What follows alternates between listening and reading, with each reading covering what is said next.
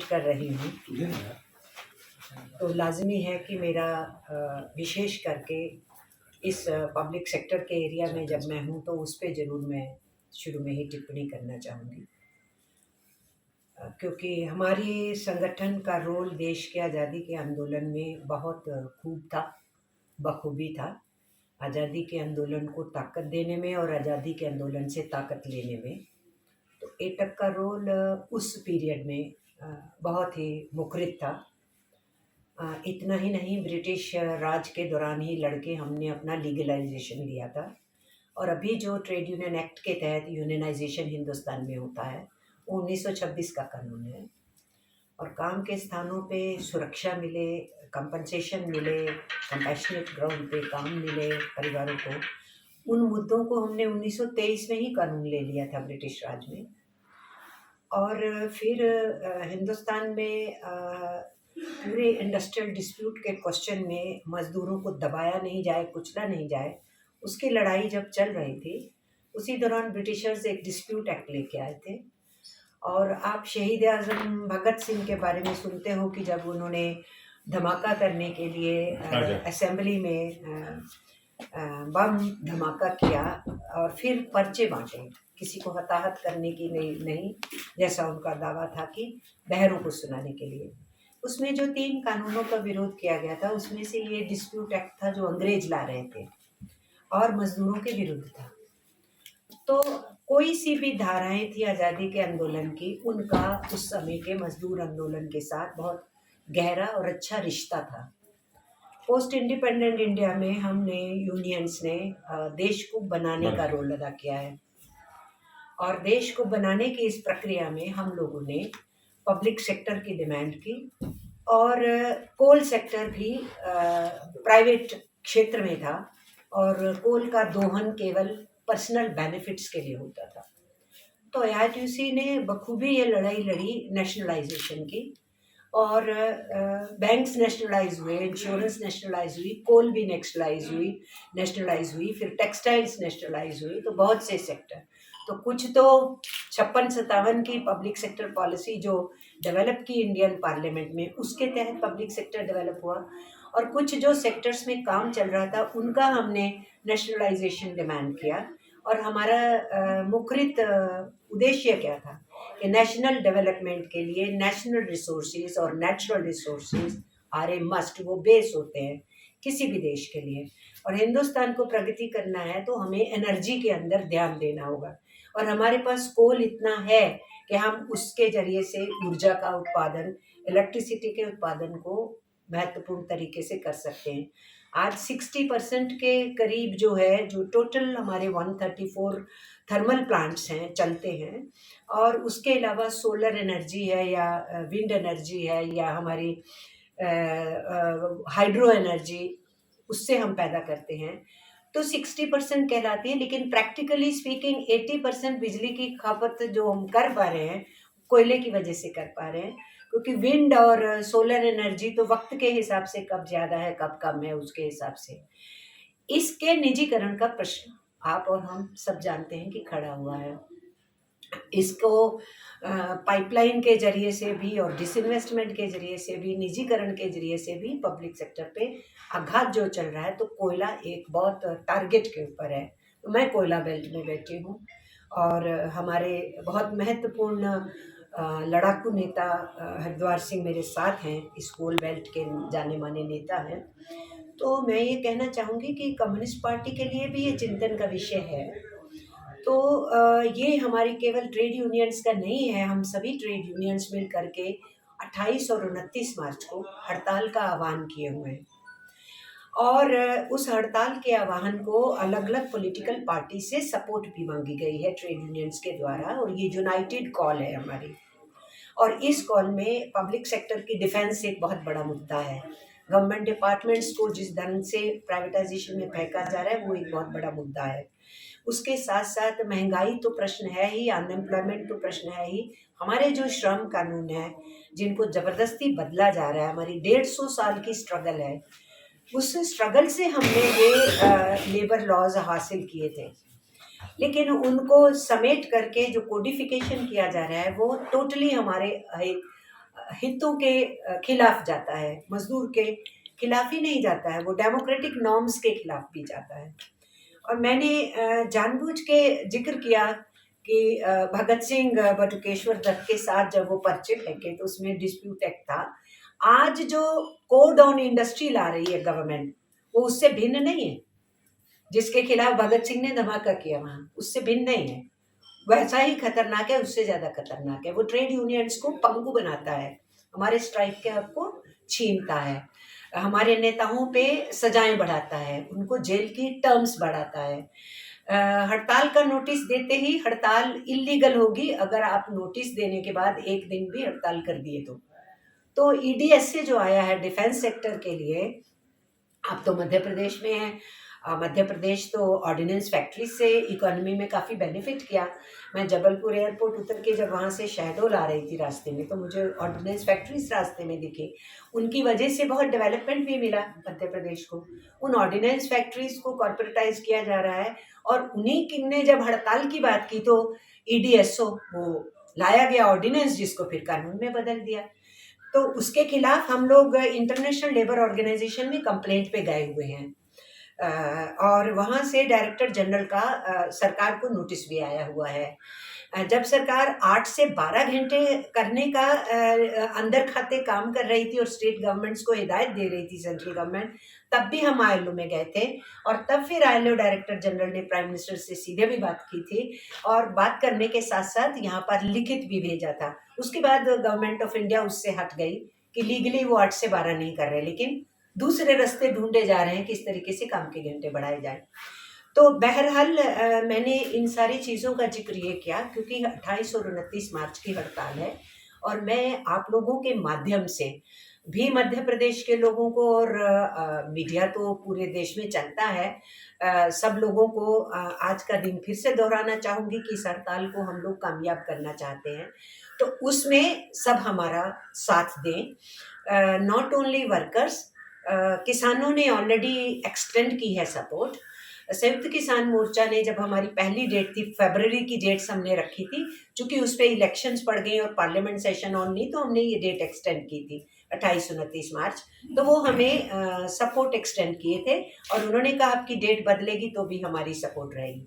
तो ग्रामीण भारत बंद, शहर, इंडस्ट्रियल एरिया, सब जगह बंद सरी की सिचुएशन जो है, हम 28-29 मार्च को सरकार की उन नीतियों के खिलाफ करना चाहते हैं जो देश बेचू नीतियां हैं।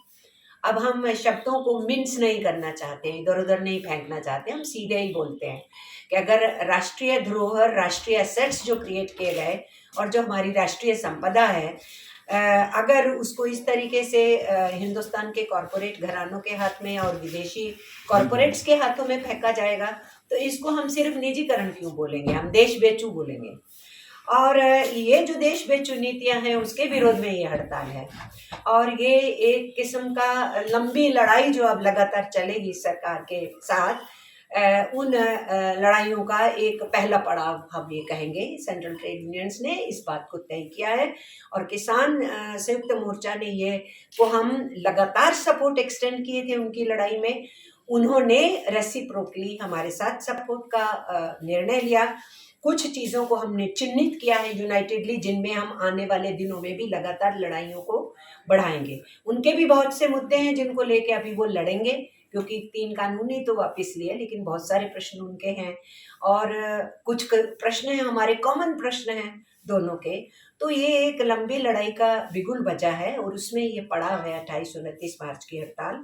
और हम ये आशा करते हैं कि मीडिया कर्मी, जर्नलिस्ट लोग जो पिछले दिनों बहुत शिकार रहे हैं, वो भी अभी भी शिकार हैं, बहुत बेबाकी से जो वो अपनी रिपोर्टों को पेश करते हैं, तो कहीं अंकुश लगाने की कोशिश की जाती है उन पे।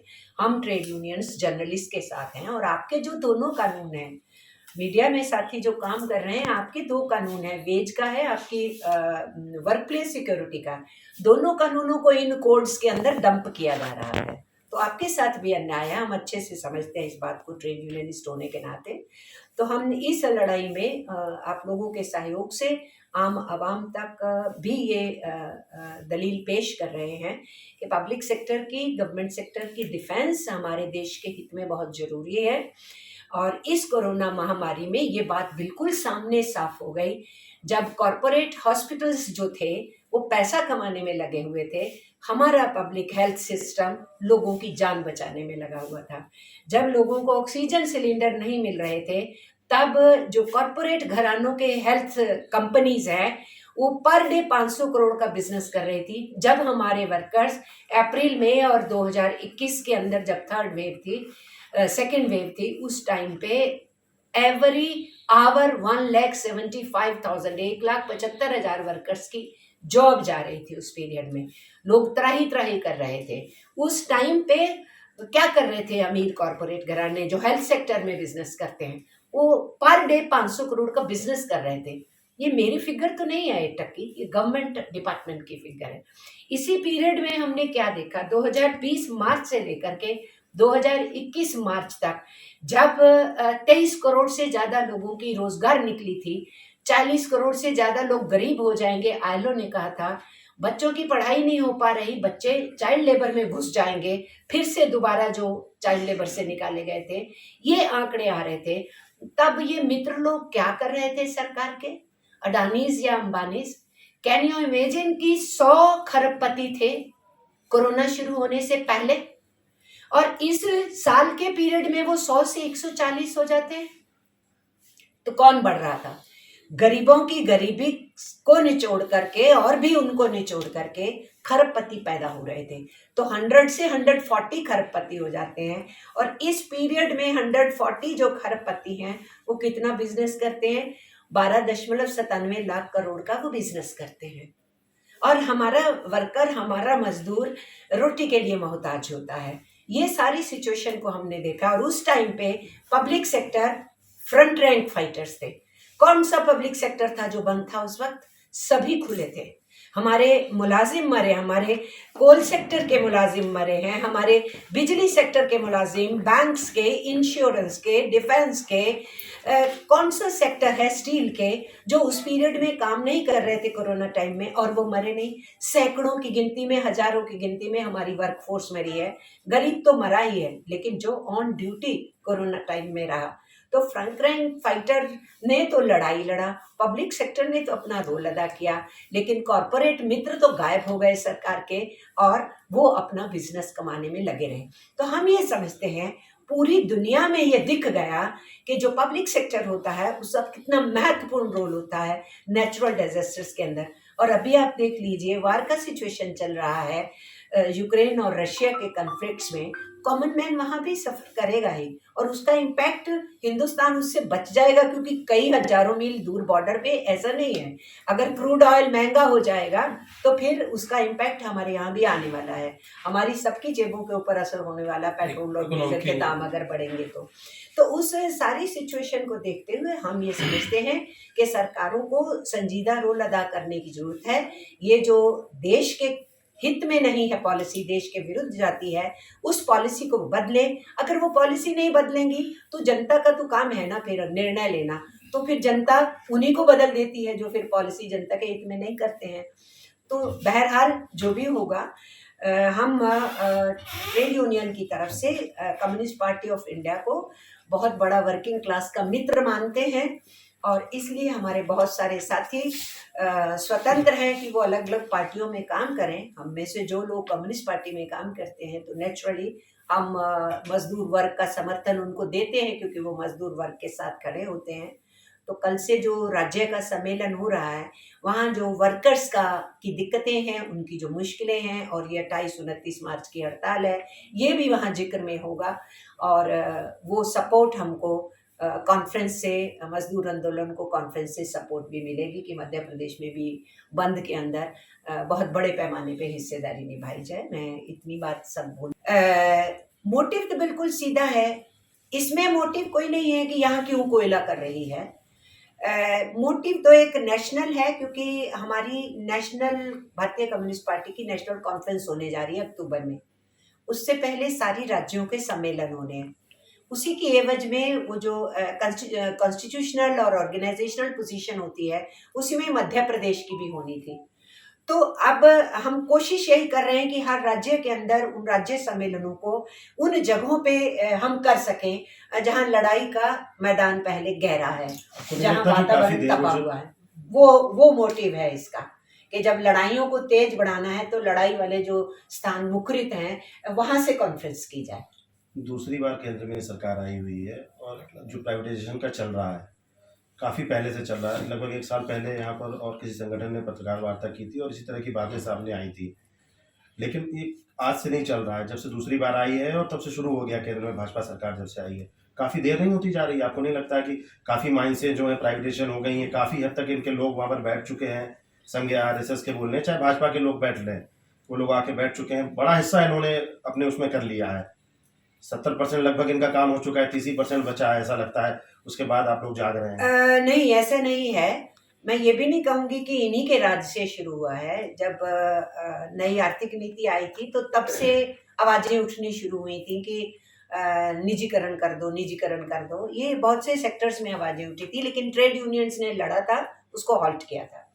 इस सरकार के आने के बाद अंतर ये है कि ये आवाज नहीं सुनना चाहते हैं, ये विरोध नहीं सुनना चाहते हैं, ये आंदोलन को रिस्पॉन्ड नहीं करना चाहते जो तेज होना चाहिए वो तेज नहीं है। हाँ, नहीं, ऐसा नहीं है कि तेज नहीं है। आप मीडिया के साथी हैं जो आज हमारे साथ वार्ता के लिए तैयार हैं, लेकिन जो नेशनली डोमिनेंट मीडिया है वो किसके साथ खड़ा है? 95% मीडिया कॉर्पोरेट्स के कंट्रोल में है। नॉट फॉर इशू है, ठीक है। और वो मीडिया जो हमारी नीचे लड़ाइयाँ हो रही है तो दिखाता तक नहीं है। आपका मीडिया कम से कम वर्नाकुलर प्रेस हुई, प्रिंट मीडिया हुआ, या वहाँ का लोकल मीडिया हुआ, या नेशनल है भी तो आप लोकली ज़्यादा देने की कोशिश करते हैं। आप इन एरियाज में हमारी आवाज़ को दिखाते हैं, लेकिन नेशनल मीडिया वो इमेज क्रिएट कर रहा है कि सरकार तो सब कुछ कर चुकी है। और मैं आपको बताना चाहती हूँ, ऑलमोस्ट अब ये हम मार्च में हैं और उस आंदोलन को शुरू हुए अगस्त के महीने से शुरू हुआ था। विशाखापट्टनम का स्टील प्लांट को इन्होंने प्राइवेटाइज करने का निर्णय लिया और वहाँ आंदोलन शुरू हुआ। किसान और जनता भी साथ जुड़ गई मजदूर आंदोलन के। अब वो पीपल्स मूवमेंट बन चुकी है। गवर्नमेंट तो भी चेंज करने को तैयार नहीं है अपना फैसला। तो फिर हमने क्या निर्णय लिया? हम वो कर रहे हैं जो फिर हमें करना चाहिए। वहां पर हमने निर्णय ले लिया, सरकार भेज के देखे किसको भेजती है इस विशाखापट्टनम स्टील प्लांट को खरीदने के लिए। और जब नीति आयोग के अमिताभ कांत वहां पहुंचे हैं, उनको एयरपोर्ट से विशाखापट्टनम में दाखिल नहीं होने दिया। वर्कर्स ने और वहां की पॉपुलेशन ने एयरपोर्ट को घेरा और कहा आप वापस जाइए अपने कॉप्टर से। भेजा उसको वापस, तो खरीद के दिखा दे, किस बिडर को भेजेंगे? That's the thing. तो अगर मूवमेंट को तेज किया जाएगा तो वो सब कुछ किया जा सकता है, लेकिन क्या ये लोगों के संज्ञान में आया? स्टील के सेलम प्लांट को खरीदने के लिए बिडर्स भेजे, वर्कर्स ने उन बिडर्स को घुसने नहीं दिया प्लांट के अंदर, तो वो वापस चले गए और सेलम का स्टील प्लांट बचा हुआ है अभी तक। तो ये जो फिर डायरेक्ट जिसको बोलते हैं ना एक्शन, फिर वर्कर डायरेक्ट एक्शन में उतरेगा, इसी को डायरेक्ट एक्शन बोलते हैं। तो ऐसा नहीं है कि लड़ाइयां तेज नहीं हुई, ये है कि हमारी लड़ाइयां मीडिया में दिखनी बंद हो गई, ये है। तो ये भी हम नहीं मानते कि सरकार इतनी कामयाब हो गई है कि 2014 में बैठ गए, 2019 में दोबारा बैठ गए। कैसे बैठ गए ये तो इतिहास बताएगा कि कैसे बैठ गए वो लोग, लेकिन रेजिस्टेंस उनके प्रति है। तो सारा साम दंड भेद के बावजूद भी तो 37% वोट पे ही बैठे थे ना। 63% वोट तो बीजेपी को नहीं दिया था ना, 37% वोट पे बैठे हुए हैं ये। तो 63% इनकी पॉलिसीज को अप्रूव करने वाला नहीं बैठा हुआ। तो अब की जब हम बात कर रहे हैं 2022 में, तो 2019 से 3 साल ऑलमोस्ट बीतने को हैं। मई में 3 साल पूरे हो जाएंगे। तो अब कहीं उनकी पॉपुलैरिटी बढ़ी तो नहीं है ना, उनकी पॉपुलैरिटी कमी होगी। तो लड़ाइयाँ तो तेज होंगी और जितना वो प्रचार कर रहे हैं कि हम तो कर चुके ज़्यादा से ज़्यादा काम, ऐसा नहीं है। इसके ऊपर लड़ा जाएगा। कुछ छीन भी लेंगे, कुछ कर भी लेंगे, तो पहले तो 100% प्राइवेट था ना, उसी से ही हम नेशनलाइजेशन में लाए थे ना। अब इसमें से कुछ छीन भी लेंगे तो उसको वापस भी लिया जाएगा भविष्य में, लेकिन रेजिस्टेंस तो तगड़ा रहेगा। We will try to safeguard as much as possible, will do it, we are determined. हम तो अंग्रेजों से लोहा लिए, आजाद हिंदुस्तान में हर सरकार से लो हार रही है, कोऑपरेट भी किए गवर्नमेंट्स ने, नेशन के हक में कुछ किया, उनकी लड़ाई भी उनके खिलाफ लड़े। नेहरू जी ऑनवर्ड्स कौन से प्राइम मिनिस्टर हैं जिनके साथ हम ट्रेड यूनियंस नहीं लड़े?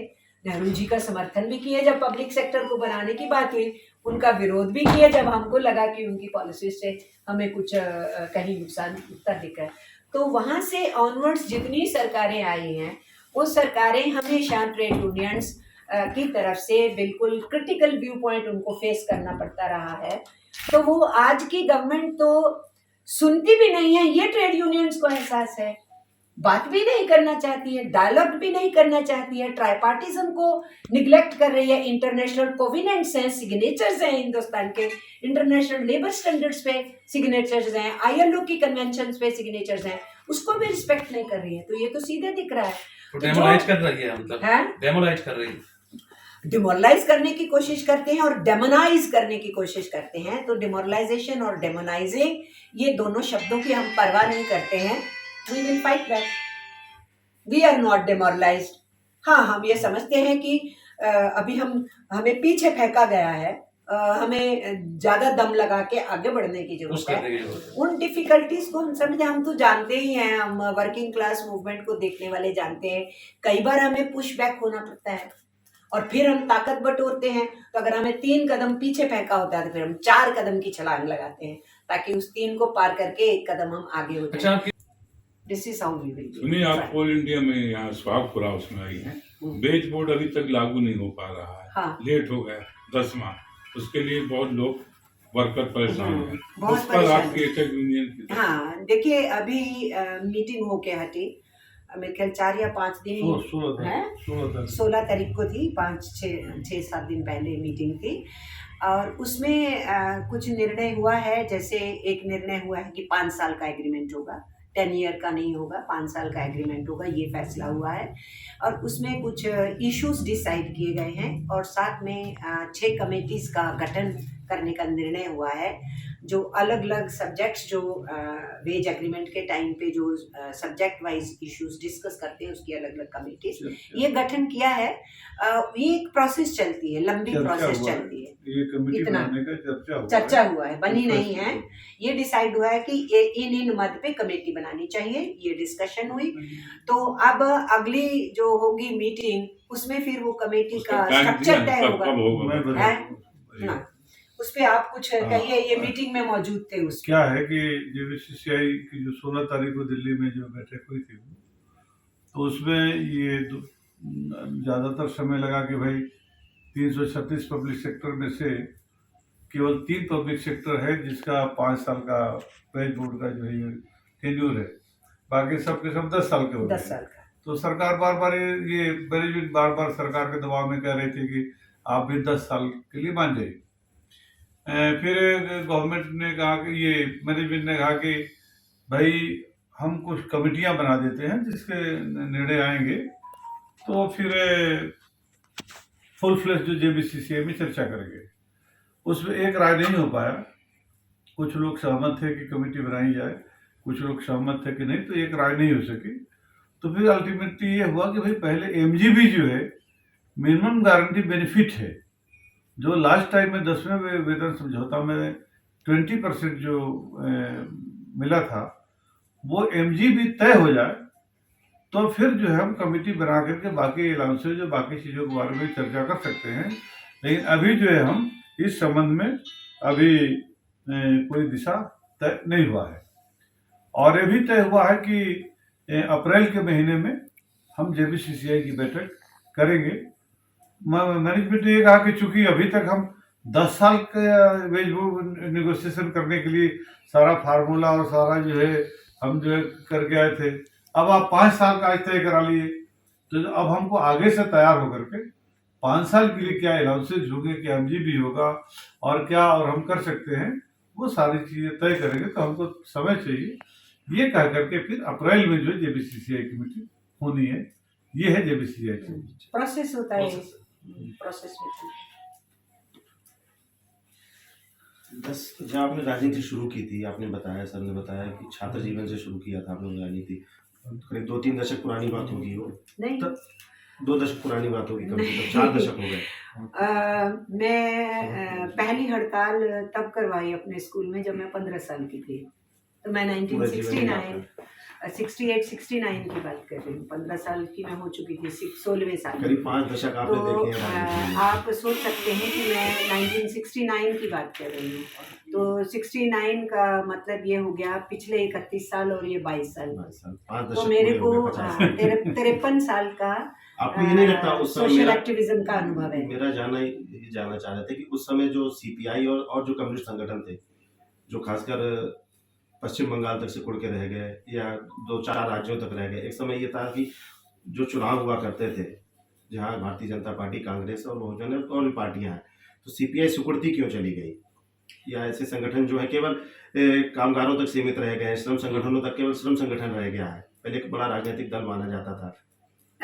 ये तो चिंता का विषय जो आपने उठाया है, ये चिंता का विषय वाम पक्ष का है। चूंकि पहला ही जो 52 में चुनाव हुआ, main opposition party communist party of India थी। We were the second party after Congress. 52 के चुनाव में, 57 के चुनाव में, 62 के चुनाव में, तीनों चुनाव में second largest party communist party of India थी। 64 में स्प्लिट हुई, 66, 67 में फर्दर स्प्लिट हुई। तो कमजोरियों के कारण तो कुछ विदिन भी रहे, ये कारण भी रहे जो आगे आने वाले दिनों में कमजोरियां आई। उसके अलावा जो हमारे देश के अंदर जो जनमानस के मुद्दे उभर रहे थे, जिनका सोल्यूशन लोग जल्दी जल्दी चाह रहे थे, लेकिन शनै शनै हो रहा था और जनता उससे परेशान हो रही थी, उस पूरी मैं ये कहूँगी कि जो सारा का सारा एक वातावरण तैयार हुआ, उसमें एक वर्गीय दृष्टिकोण से संघर्षों की बढ़ोतरी की बजाय कास्ट बेस पे, लैंग्वेज बेस पे, रिलीजियन बेस पे इस चीज़ ने जोर पकड़ा। तो हम ये देखते हैं कि ये जो पूरा का पूरा वामपक्षीय आंदोलन था, कम्युनिस्ट आंदोलन प्लस जो और प्रोग्रेसिव सेक्शंस थे, उनकी जो बढ़त थी, उसको हॉल्ट जो मिला है इस चीज़ से मिला है, जो कास्ट पॉलिटिक्स, रिलीजियस पॉलिटिक्स और फेनेटिक की पॉलिटिक्स है, इसका ग्रोथ हुआ। उसके साथ साथ एक और फैक्टर जो इमर्ज हुआ है, अब वो जमाना नहीं रहा कि आपकी जेब में दमड़ी भी नहीं है, आप एक गमछा यहाँ डालिए और आप इलेक्शन जीत के आ सकते हैं। इलेक्शन पैसों का खेल बना दिया गया और हमारे इलेक्शन में इतिहास है कि कौड़ी भी ना पास होने वाले जो है बड़े बड़े दिग्गज नेताओं को हरा करके बने। तो इलेक्शन सिस्टम इटसेल्फ करप्ट हो गया है, इलेक्शन इटसेल्फ पैसे का खेल हो गया है। जिनके पास पैसा नहीं है, इवन ऑर्गेनाइज्ड पॉलिटिकल पार्टीज, उनके लिए मुश्किल हो गया कैंडिडेट्स खड़े करना। ये भी एक बहुत बड़ा फैक्टर है जिसको समझना, भांपना शुरू करा राजनीतिक पार्टियों ने। और कॉमरेड इंद्रजीत गुप्ता के नेतृत्व में सरकार ने एक इलेक्टोरल रिफॉर्म्स की कमीशन बनाई थी। उस कमीशन की बहुत ज़बरदस्त रिकमेंडेशंस हैं, सब पार्टियों ने कहा कि ये बहुत अच्छी हैं, वो ठंडे बस्ते में आज तक पड़ी हुई हैं। और वो कब बनी थी? आज से 25-26 साल पहले उसकी फाउंडिंग आई थी। तो उस 25-26 साल में तो पानी और कहीं ऊपर चढ़ चुका है। तो इलेक्शन सिस्टम में चेंजेस लाए बिना कोई ये समझे कि जो जनमानस के आंदोलनों में दिखते हैं, लड़ाई में हैं, सड़कों पे हैं, सैलाब में हैं, किसान आंदोलन में भी समर्थन में खड़े होते हैं, मजदूर आंदोलन, लेकिन इलेक्टोरल पॉलिटिक्स में बिल्कुल पिछड़ जाते हैं।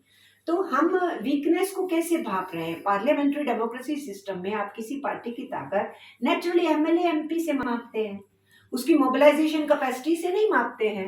वो सड़कों पे कितनों को उतारेगा और कितना लंबा पश्चिम बंगाल में आंदोलन तो कोई कमी नहीं थी। हैं? पश्चिम बंगाल में तो आपके संगठनों की कोई कमी नहीं थी। पश्चिम बंगाल में भी जब आप मैं ये सीधे सीधे कहूँगी, मैं कम्युनिस्ट पार्टी ऑफ इंडिया में हूँ, मैं लिमिटेड दायरे में ही अपने दोस्तों को क्रिटिसाइज कर सकती हूँ। जब मैं पब्लिकली करूँगी, इंटरनली मैं उनसे जितना मर्जी लड़ूंगी। तो वहाँ तो जो है सीपीएम के नेतृत्व में गठबंधन था, तो उसमें हमारा उनके साथ डिस्प्यूट था सिंगूर को लेकर के, पर हमारे भी मिनिस्टर थे उसमें गवर्नमेंट में, तो इंटरनली ही हम बोल सकते थे, पब्लिकली नहीं। वे फेल्ट कि जिस ढंग से सिंगूर में किया गया, तो वहाँ वाम पक्ष की जो पकड़ थी वो रूरल बंगाल में थी, अर्बन एरिया में कम थी।